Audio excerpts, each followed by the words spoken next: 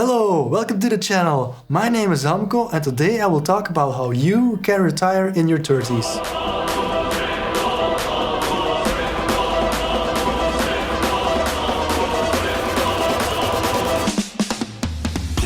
Heck, that doesn't sound like a bad idea, does it? So I stumbled upon something I found very interesting. Financial independence and retiring early, aka FIRE. FIRE is a lifestyle movement with the goal of gaining financial independence and retiring early. FIRE works by maximizing savings and generating passive income so that your money works for you. The goal is to save and invest very aggressively. The first part of the FIRE movement is financial independence. This is essentially the concept of never having to work again for money if you don't want to. Hell yeah! The second part of the FIRE movement focuses on the act of actually retiring from your career early. Swing! Financial independence doesn't mean you have to stop working and retire. Many people continue building businesses or switch to another more fulfilling career after they reach financial independence. You can spend more time with your kids instead of only seeing them 2 hours a day after a long workday, and you can have more time for hobbies, friends, family and travel. Ultimately, achieving FIRE boils down to 3 simple steps. Cutting your expenses, growing your income and invest. Step 1. How much do you need to retire? You need to save up 25 times your annual expenses, your cost of living as you will. So let's work out an example. This is a graph from TikTokLive.com. It's a great FIRE blog where you can follow a couple's journey into FIRE. They are spending $20,000 on home budget, $4,000 on food, that's pretty low, $1,500 on travel vacation. Wow, that's amazingly low. This is something where I might not cut corners. Wow, $9,000 on health and fitness, that's criminal. I guess we in Europe are very lucky to have affordable health insurance.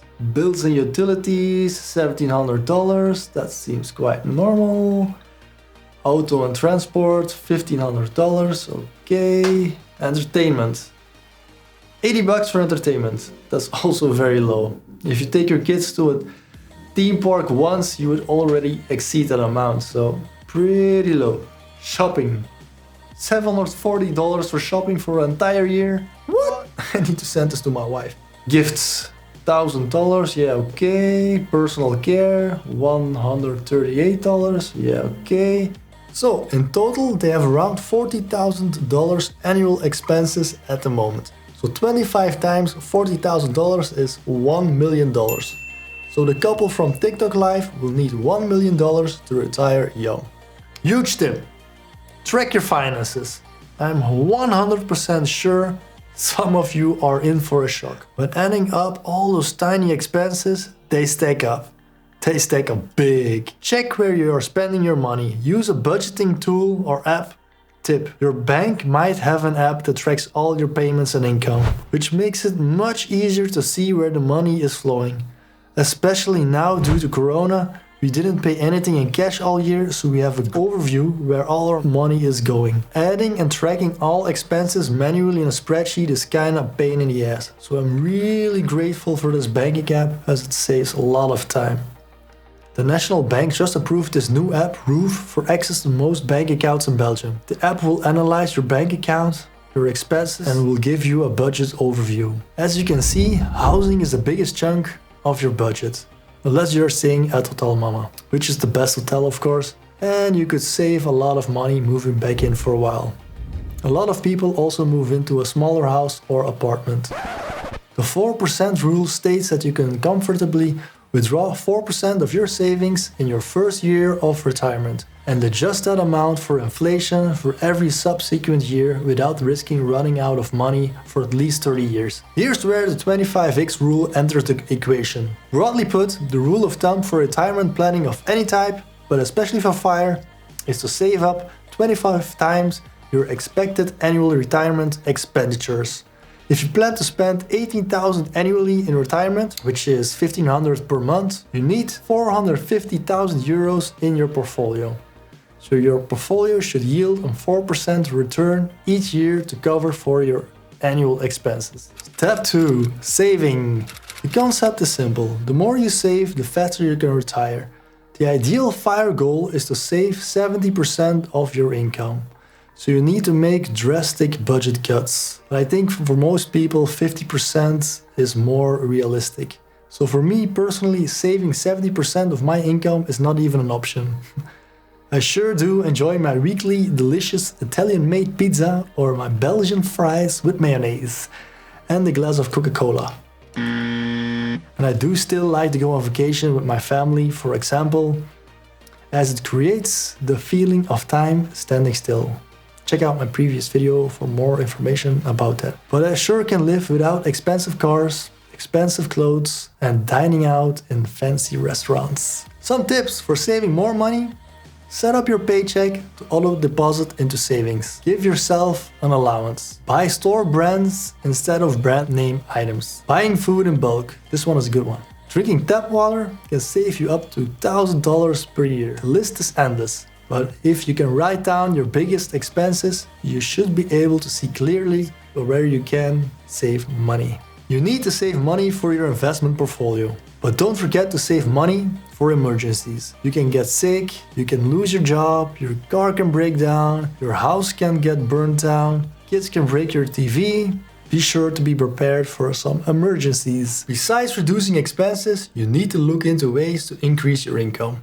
Ask for a pay raise, get a better paying job, get a second job, get a side hustle, mow your neighbor's yard, sell cookies and lemonade, or start an OnlyFans account. Once again, the more you earn, the faster you can retire. I will be showing a lot of side hustles in the near future, so definitely subscribe if you want to see how much more you can earn each month. Warren Buffett once said, if you don't find a way to make money while you sleep, you will work until you die. Step 3. Investing. The market always goes up. The market always recovers. Always. And if someday it really doesn't, no investment will be safe and none of this financial stuff will matter anyway. Of course, you have stock crashes that dip the prices for a while, and it can take years or decades before it recovers, but the market will always recover and will continue up. When it crashes, be sure to have some money left to buy in during the crash, as stocks will be on sale. The biggest market crash was in 1929, and it took 25 years to recover.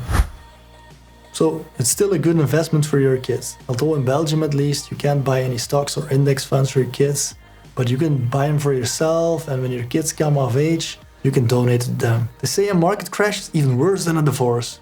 You lose half your money and your wife is still around.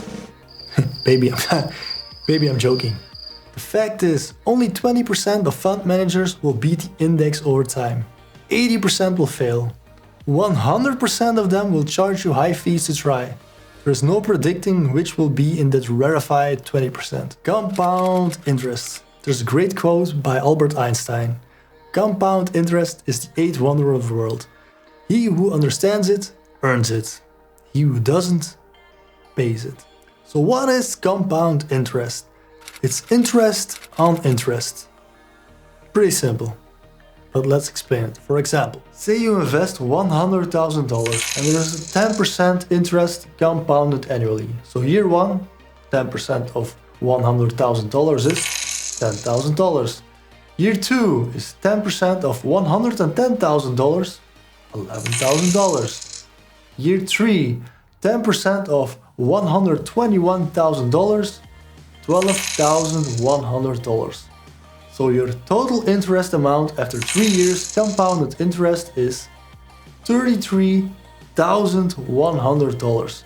And your initial investment of $100,000 is now worth $133,100. So the longer you keep that compounded interest run, the more beneficial it becomes. Where do I invest in? Well, stocks. But picking stocks is very risky. What most people in the FIRE movement do is to invest in an index fund. Let's take the S&P 500 for example. It's a list of the 500 best performing public companies like Microsoft, McDonald's, Tesla, Apple, Google, Amazon. So in an index fund like the S&P 500, it will let you invest in all those companies And if a company doesn't perform well, it is at risk to be removed from that list and replaced by another. Let's say a couple of companies perform really terrible, then it's balanced out by the companies that do extremely well. Here's an example from an index fund. Stocks over time provide the best returns, and here's a good example of a good index fund, and it's the VTSAX. It's the lowest afford and cost index fund. This is our core wealth building tool and our hedge against inflation. But as we've discussed, stocks are a wild ride along the way and you gotta be tough. Let's consider an example. Suppose you make $36,000 per year and you decide you want to be financially independent. Following some of the examples here, you organize your life in such a fashion as to live on $18,000. That's a 50% savings rate. Two important things immediately happen. You've reduced your needs and you've created a source of cash with which to invest. Now, let's use our calculators to play with some scenarios. Assuming you'll be financially independent when you can live on 4% of your net worth each year, you'll need $450,000. $450,000 times 4% is $18,000. Investing your $18,000 each year in VTSAX and assuming the 11.9 annual return of the market over the last 40 years, after 12 years you are there. $449,766.89. At this point, suppose you say, okay, I'm done with saving and I'm gonna double my spending and spend my full earned $36,000 from now on, but I'll leave my $450,000 invested in VTSAX without taking a dime out. In 10 short years, it will have grown to $1,470,541.36 without you having to add a single dime. Bam! You're a millionaire. That amount yields $58,821.65 a year at a 4% withdrawal rate. Yo! That's a whole lot of pizza! You can now not only quit working, you can give yourself a rather substantial raise. The exchange traded funds, or ETFs, you will end up choosing depends highly on the country you live in and the local taxes, as well as your personal preferences. Belgium only taxes on dividends, but not on accumulating stocks, which makes it for Belgians very interesting to invest in VWCE or HGGH.